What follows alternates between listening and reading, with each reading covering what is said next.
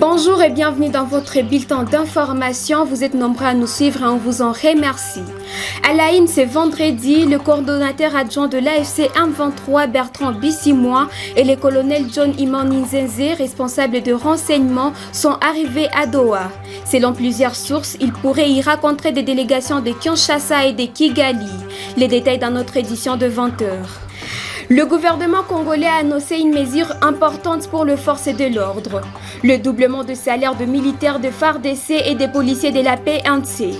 Cette mesure effective dès le mois de mars 2025 vise à améliorer les conditions de vie des agents et à renforcer le moral des troupes. Le ministre des Finances a confirmé que chaque militaire et policier recevra le double de sa rémunération du mois précédent directement sur son compte bancaire. Des mois après la prise de Goma par les M23 AFC, l'aéroport de la ville restait fermé. Les nouvelles autorités soucieuses de réouvrir cette infrastructure vitale pour les humanitaires et les trafics aériens ont entamé un processus de déminage. La fermeture de l'aéroport a considérablement compliqué l'accès aux populations touchées par le conflit et entravé les efforts d'aide humanitaire. Le concert solidaire Congo, initialement prévu le 7 avril prochain, a été reporté suite à une demande du préfet de police de Paris. La date du 7 avril coïncidant avec la journée internationale de commémoration du génocide du Rwanda, la préfecture craignait des tensions et des risques de troubles à l'ordre public.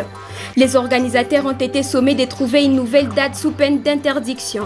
La polémique est née du choix initial de la date, jugée inappropriée par certains.